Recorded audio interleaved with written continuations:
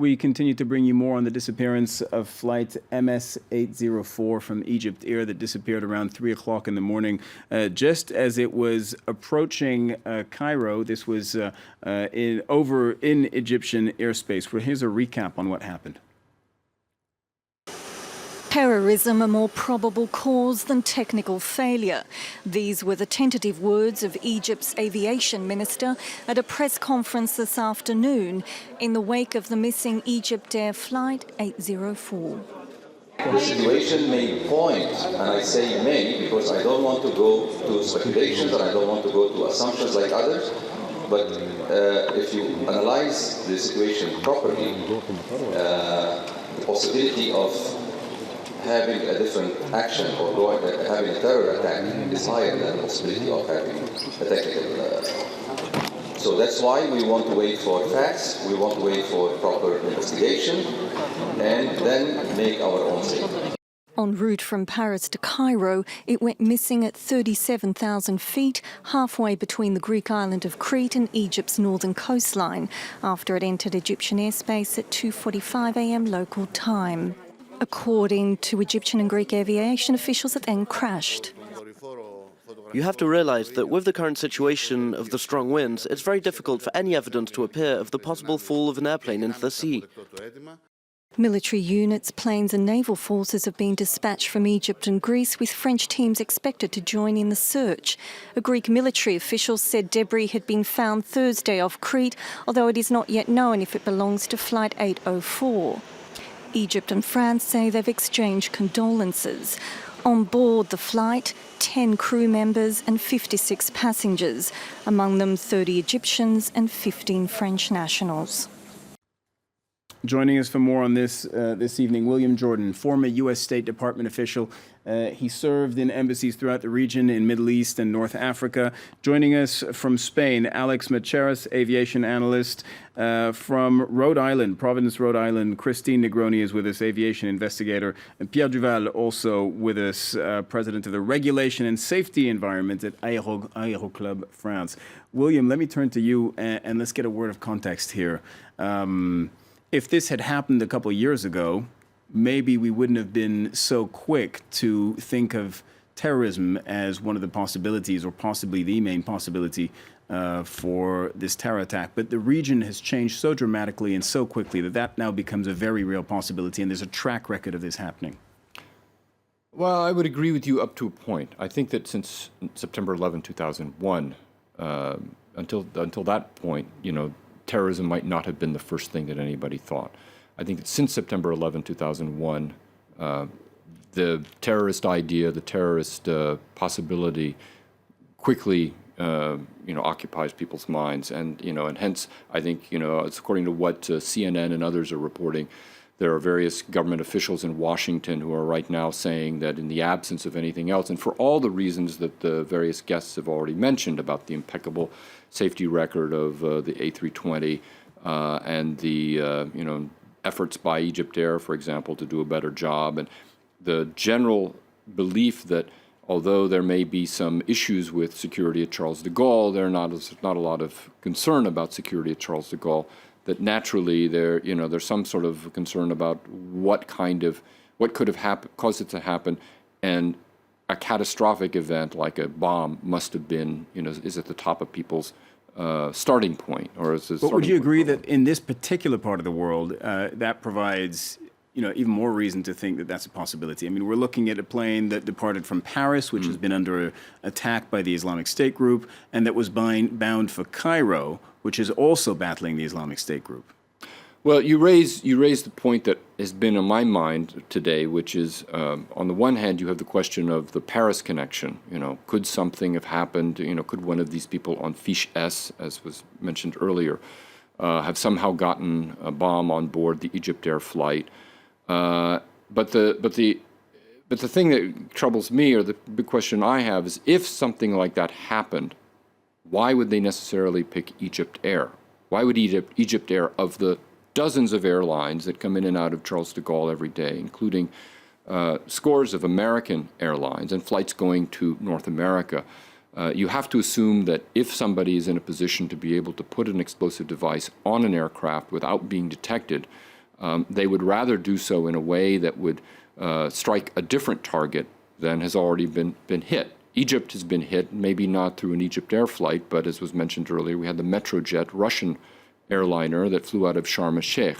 Now, unless somebody is specifically going after Egyptair, which, there's no information, there's been no claim of responsibility. But we know that Islamists have been battling the president, the very idea of the government of Egypt that's being led by But Sisi. why plant the bomb in Paris as opposed to someplace else, which is one of the other reasons why, again, I mentioned earlier, there are very few concerns about security at Charles de Gaulle, which is why there's been a lot of questioning about, well, could the bomb, if it is a bomb, have been placed on the flight when it left Eritrea, when it passed again through Cairo, or when it went to Tunisia, on a flight before coming to Paris. There are just a lot of questions that we obviously can't answer because, first of all, we haven't established that it was a bomb, and second of all, it's going to be a very long time, I believe, before forensics can determine where the explosion occurred on the bomb or on the plane, because you have to get the wreckage up from off the bottom of the ocean and be able to reconstruct more or less what you thought happened. Again, unless somewhere along the way, in one of these other places, Eritrea, Cairo, Tunis, or in Paris, you can establish that something might have happened. We don't have a claim of responsibility yet, which is rather interesting. One of the things people have often said about Islamic State, for example, is if Islamic State is behind something, they claim it, but they will only claim, they do not make false claims, or they rarely make false claims. And so far they have been silent. But if you look at the example of the Metrojet, the Russian airline that was downed by the Islamic State group, they didn't, if memory serves me right, they didn't make the claim of responsibility until quite a while later. Right. And that could happen again in this case. I mean, we just don't know. I mean, I think that in the context, there are plenty of suspects out there, but it doesn't necessarily have to be Islamic State. There are other groups, like you say. I mean, if this is against Egypt, Egyptair would be a viable target. But as I said, in the absence of anything to prove this thesis, it's hard for me on the face of it, knowing Charles de Gaulle Airport, which I go in and out of very frequently, it's very hard to believe that somebody would have necessarily been targeting Egypt. And if somebody had access to aircraft and could have done anything like this, I don't know why they wouldn't have chosen a different target, something that would have had even more impact than this. But isn't it just a matter of opportunity? It's often been said about terror attacks that they will attack opportunistically where and when they can. They don't have an organization that they can necessarily choose exactly what they want to attack, and so they see what opportunities they can exploit. In a situation like this, I would disagree with you to the extent that I believe you require a certain amount of planning. You have to have somebody who knows where they want to place the bomb. They have to be able to get into it. You can't just sort of do that. You can't have somebody running around the airport with a bomb looking for a target of opportunity, given all of the checks and security measures that are in place. So I think that, whoever did, if somebody did this, if this is attack, I stress, we're very much in the realm of hyper-speculation here, which I'm not comfortable with. But if you're talking about an attack, I think you have to operate on the premise that you're talking about something that was well planned, because again, you have to be very clear and very certain about the nature of the device you're placing on the plane, and you also have to be sure that you can have access to a specific plane, because the nature of the airline industry is such that something else could go wrong on the plane. The plane could actually be pulled back. All the passengers might get off on another plane, in which case you've got this device that you're not actually, using. So a random attack doesn't make a lot of sense to me. And again, I think, we're talking about the choice of the target as much as we're talking about, the individual who would have placed the bomb on board. You said an interesting word earlier. You talked about the forensics, and we're going to talk about how that all happens in a case like this, what you need to find, what the debris tells you, what the location of the wreckage, if and when it's found, tells you. But first, we're going to go to Claire Williams, who's at Paris Charles de Gaulle, Paris's main international airport. Claire, earlier we were talking, you said the families were no longer at the airport. Absolutely. Now, the families are either staying at a hotel near the airport. They'll be staying there overnight waiting for news. Otherwise, some family members have actually been offered seats on flights heading from Paris to Cairo. And some family members have taken up that offer and headed out a few hours ago on a plane that left at around 3:45 in the afternoon. Another plane will be leaving at around 22:45 this evening. So we'll be expecting to see some family members coming into the airport a bit later on this evening. But for now, those who are staying at that hotel near the airport, we can't get access to them. The press has not been allowed inside the airport, so we're unable to speak to them for now. Yeah, and that's as it should be. But Claire, what are French authorities providing the relatives with? Is it psychological support, or what kind of support? Absolutely. Psychological support is the key here, because this is obviously extraordinarily distressing time for those family members, because we just don't know what happened to that plane that disappeared earlier on this morning. We're getting mixed messages. We have the French government saying it's not ruling out any hypotheses. It could have been a technical failure. It could have been a terrorist act. At the same time, the Egyptian authorities are saying it believes it's highly likely it was a terrorist act. So for those families, that's obviously extraordinarily distressing. Those who are at the hotel are now inside what's called a crisis centre that's been set up by the Quai d'Orsay. That's in Paris's main area. And those inside that hotel are receiving psychological support from therapists. There are also doctors on hand to help them out. But really, it is a distressing time, and they just have to wait. All right, Claire Williams reporting live from Roissy-Charles de Gaulle. Thank you very much. Let me turn back to Alex Machaerus, aviation analyst from Malaga, Spain. Alex, tell us about the forensics part of the search effort now. They're looking for debris. What information are they going to be able to derive from the debris, depending on where they find it and what state it's in? Well, in terms of at the crash site, the main thing that they'll be looking for first and foremost is to get hold of that black box. And that's the most important thing in the investigation to locate initially. They have underwater locator beacons on the black box. So if there is trouble trying to locate it, if it's not immediately obvious, as most of the time it isn't, they do have sonar equipment enabled and the right tools to be able to find this black box, which is made up of two parts. That's the cockpit voice recorder and the flight data recorder. Now, the cockpit voice recorder, quite self-explanatory, records every sound in that flight deck. And in the past, on incidents where there have been an explosive on an aircraft, we have heard the bang of an explosive before the black box cuts out and the recording stops. So if, for example, as William was saying earlier, if this was as a result of something like a bomb, as an act of terrorism, then this would definitely be something we expect that the investigators will be able to find out soon enough after hearing the cockpit voice recorder. Now, the other side of that black box is the flight data recorder. And what that will tell investigators is exactly what this aircraft was doing throughout the whole flight and through the final moments. We're hearing reports, and the Egyptian transport minister said today at the press conference that actually the aircraft fell 22,000 feet, and while it was falling, it was turning in a 360-degree motion at some parts of the fall. What we don't know is the exact data as to, for example, why that wasn't available on the software that's available to the public. For example, Flight Radar 24, I'm not sure if you're familiar with, is a website that, although just for the consumer and so definitely shouldn't be treated as official, it is very well respected in the aviation industry. And more often than not, Flight Radar 24 are actually asked by the investigators to provide the info they have.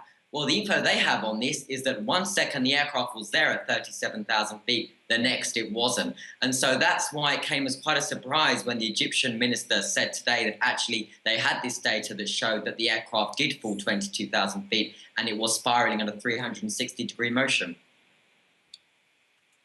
Yeah, Alex, and it's striking when if you actually do go on that website, which I've done, and you look at the flight data, it's very striking that everything seems to be normal cruising altitude and speed, and then all of a sudden the data just stops.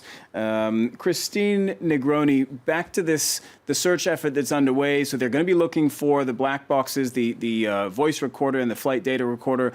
Remind us roughly how long those devices will continue to operate and send out signals, roughly?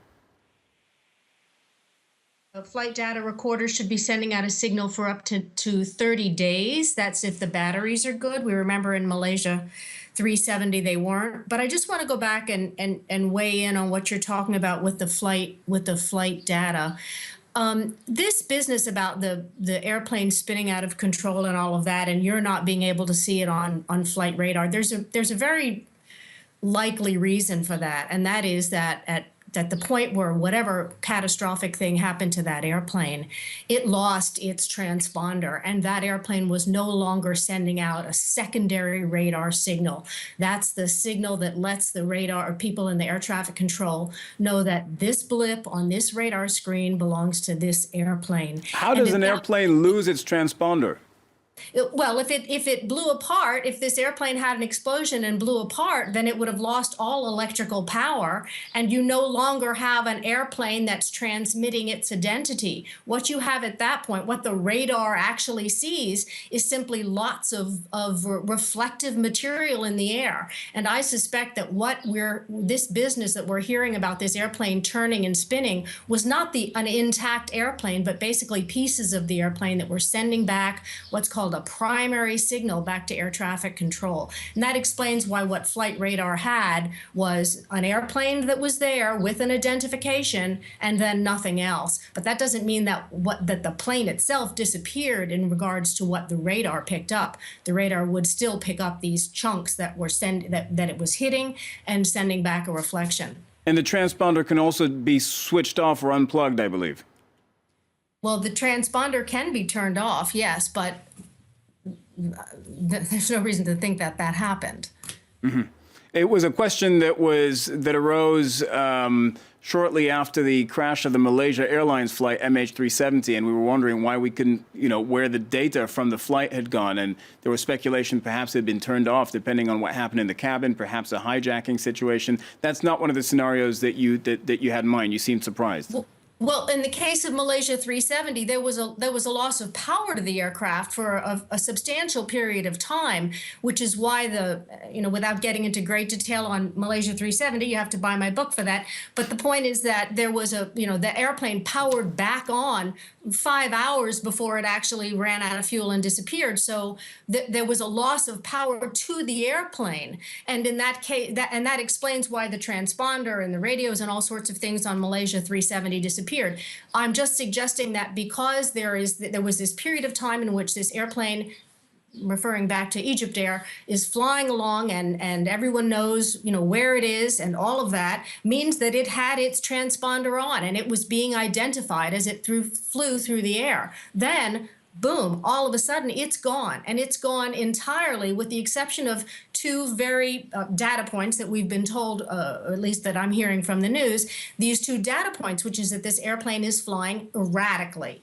That would indicate not that an airplane is flying, but that things are tumbling through the air. That's what I'm suggesting. It would appear that something caused this airplane to have a catastrophic and sudden event. No time for radio call, no time for maneuvering, and then all of a sudden the plane is spinning around. That we know from somewhere. The Egyptian official who gave this information did not identify from where, but I'm going to suspect, because it sounds very much like a primary radar return. That is, the metal just bounced back. Is in recent memory, do you have many examples of airplanes that are, good quality airplanes flying for a good quality airline, and there's no weather adverse conditions? Basically, everything's fine, and there is a technical failure that causes this to happen. Have there been many examples of that recently? Well, my first book was about the crash of TWA 800, which was a 747 that departed JFK and 13 minutes into flight just exploded. The fuel tank exploded and the entire plane came apart, leaving all sorts of primary radar signals to be seen as it descended into the ocean. Now, it is extremely unlikely, in fact, it may be scientifically impossible for an airplane to have a fuel tank explode at 37,000 feet. There's not enough oxygen at that altitude to sustain combustion of that kind, which would make this if that happened, more likely to be an explosive device because a fuel tank cannot ignite at that altitude. But that's an example, to answer your question, of how a perfectly normal flight on a perfectly normal day being piloted by perfectly normal pilots can just suffer a catastrophic event. Mm-hmm. You could have had a catastrophic event in which a door blows out and the decompression makes the plane come apart depending on where the decompression occurred. There was an oxygen tank that blew itself right out of a Qantas 747 not long ago. So yes, these things can happen. There are technical reasons why airplanes can come apart. Obviously, they're not likely. And this comes down to the equation that you've been engaged in with your other guests about what's more likely: terrorism in 2016, considering what we're going through in global politics, or a catastrophic event that does not have a malignant factor. And the weight, I guess many people in the world would say the weight falls on the terrorist side. All right. Thank you very much for shedding some light on this for us. Of course, we're going to continue to learn a lot more on this over the next 24 hours, possibly days before or longer before we get a more definitive answer on what happened. I'd like to thank all our guests. William Jordan for joining us here on France 24. Christine Negroni, of course, Alex Machaerus, and Pierre Duval. We're going to take a very short break. Media Watch is up right after this.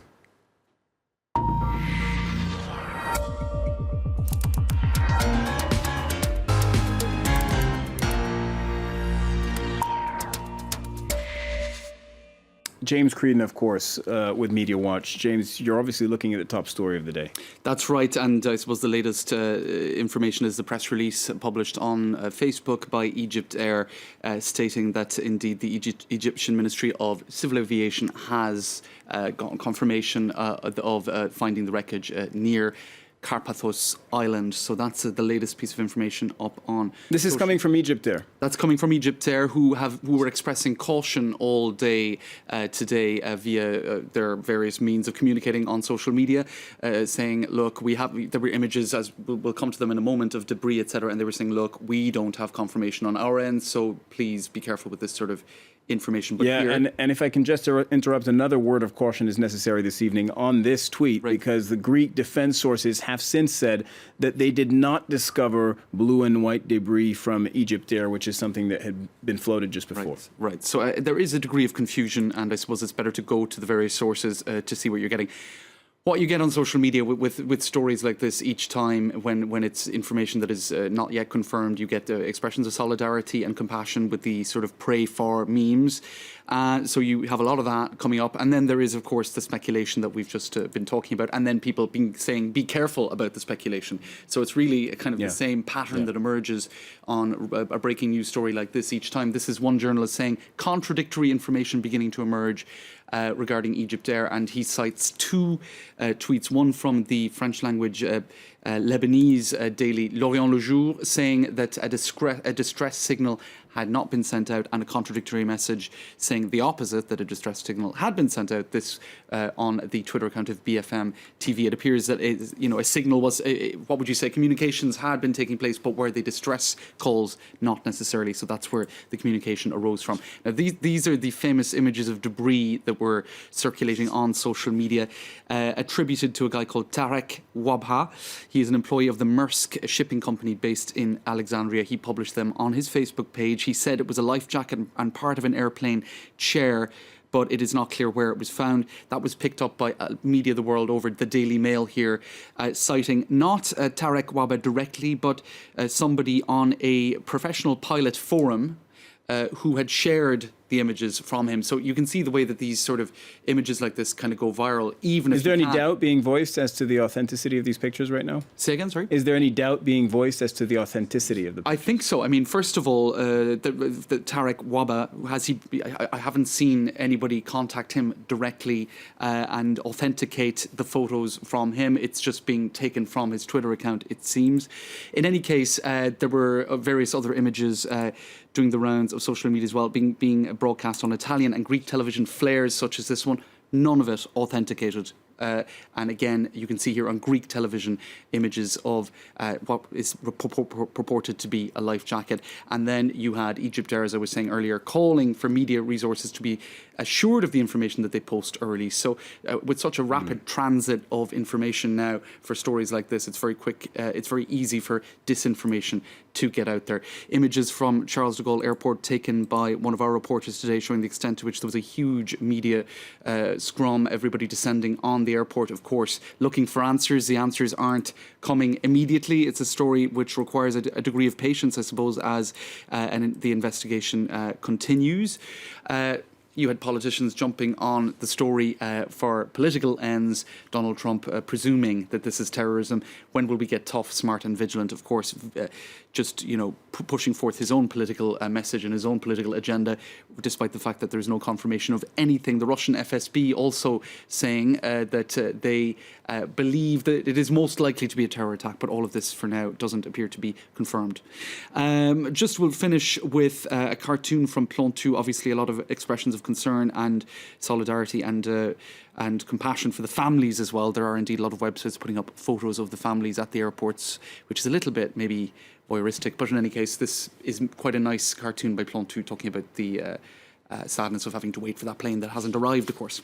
Absolutely. James Creedon with Media Watch, thank you very much. We'll get more from you throughout the evening, and that will continue, of course, to be updated as this story continues to develop very, very rapidly indeed. Thanks a lot. Thanks again to our guests for joining us on the debate. More news on the day's top story in just a moment.